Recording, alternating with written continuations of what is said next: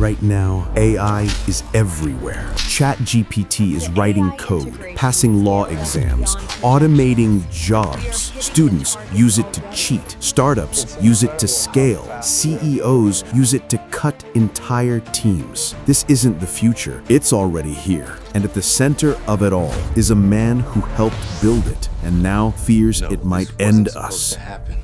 Sam Altman, the mastermind behind ChatGPT. He doesn't talk like a typical Silicon Valley founder. He talks about AI like it's a loaded weapon. He's called it the most powerful force humanity has ever created, and he's terrified we might not be able to control it. We've summoned the demon. We don't know how to put it back. So why would someone who fears AI be the one to unleash it? What does he know that we don't? And what happened behind closed doors that almost stopped ChatGPT from ever launching? This is the untold true story of the man, the mission, and the machine that's already changing humanity forever.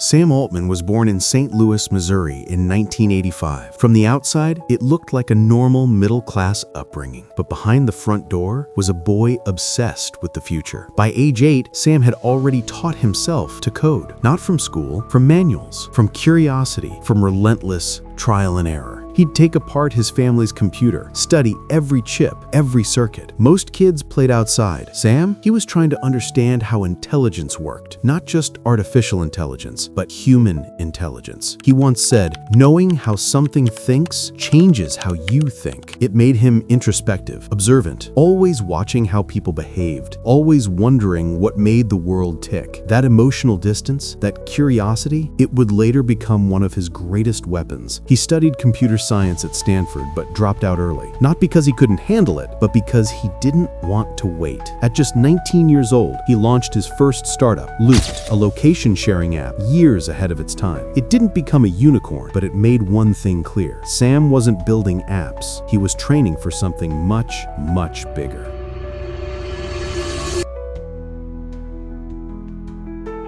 After Looped was acquired, most 20-year-old founders would have relaxed. But Sam wasn't interested in exit strategies. He wanted influence. At just 28 years old, he was named president of Y Combinator, the most powerful startup accelerator in the world. It was like being handed the keys to the engine room of Silicon Valley. He helped launch Airbnb, Dropbox, Stripe, Reddit. Founders lined up for his advice. Investors listened when he spoke. But deep down, Sam had already moved on. Because while everyone was focused on building the next big app, Sam was thinking about existential risk, nuclear war, superbugs, rogue AI. He spent weekends reading research papers and nights talking to people like Elon Musk and Nick Bostrom, the philosopher who warned that uncontrolled AI could be humanity's last invention. Then, in 2015, it happened. A secret meeting, a bold idea. Create a nonprofit research lab to make sure AI serves humanity, not destroys it. They called it OpenAI. And the mission wasn't to win the race. It was to make sure the race didn't kill us all. Elon Musk, Sam Altman, and a handful of researchers pooled $1 billion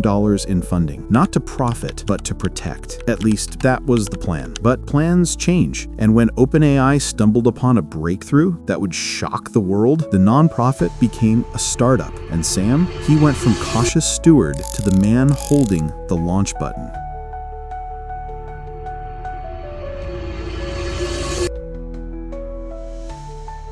For years, OpenAI stayed quiet. Research papers, technical demos, cool to tech insiders, invisible to the world. But then, in 2020, something changed. OpenAI released a tool called GPT-3. It could write essays, poems, even code. Things no machine had ever done with this level of fluency. Silicon Valley took notice, but the public still mostly unaware. Behind the scenes, Sam Altman was staring at something bigger, something more interactive. A version of GPT that could talk back to you. A chatbot that felt eerily human. It wasn't just a research demo anymore. it was a product. But inside OpenAI, there was panic. Some researchers warned, this is too powerful. People won't understand it. Others pushed for open access. The public has a right to know what's coming. Tensions rose. Founding members left. Elon Musk, once a co-founder, cut ties, frustrated that OpenAI was now cozying up with Microsoft and drifting toward profit. Sam was caught in the middle. He believed AI needed guardrails, but he also believed something else. We can't hide this from the world forever. And so, on November 30th, 2022,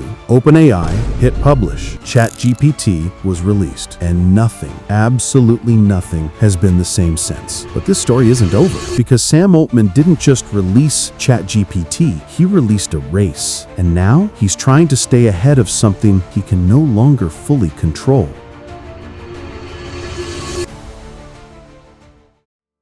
Today, Sam Altman is at the helm of one of the most powerful forces on Earth. OpenAI has partnered with Microsoft. His tool, ChatGPT, is now used in more than 185 countries. It's writing news articles, automating jobs, powering code, answering medical questions, and even drafting legislation. World leaders invite him to summits. CEOs seek his advice. Investors hang on his every word. But behind all that power is a man walking a very thin line, because the moment ChatGPT launched, the race began. Google fast-tracked its own AI, Bard and Gemini, Meta, Anthropic, Cohere, Mistral, X, all sprinting to release more powerful, more dangerous models. Countries like China, Russia, and India aren't far behind. This isn't a tech upgrade. It's a global arms race for intelligence itself. And the danger? It's not just deepfakes or cheating in schools. It's misinformation at scale, identity theft that feels real, AI-written propaganda, autonomous weapons, mass surveillance. Altman has admitted this himself. There's a real chance AI goes very wrong,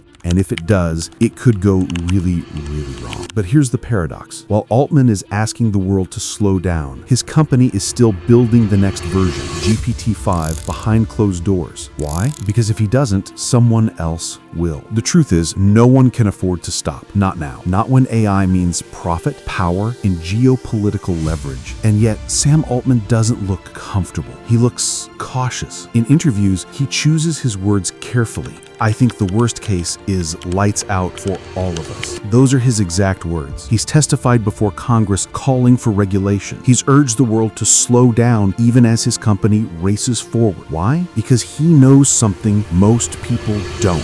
This isn't just technology, it's acceleration. It's intelligence growing faster than we can understand it or control it. And he's living in the strange middle between the promise and the fear, between being hailed as the father of modern AI and wondering if he's built something that no one, not even him, can fully steer. So what now? What do you do when the genie is out and you're the one who rubbed the lamp?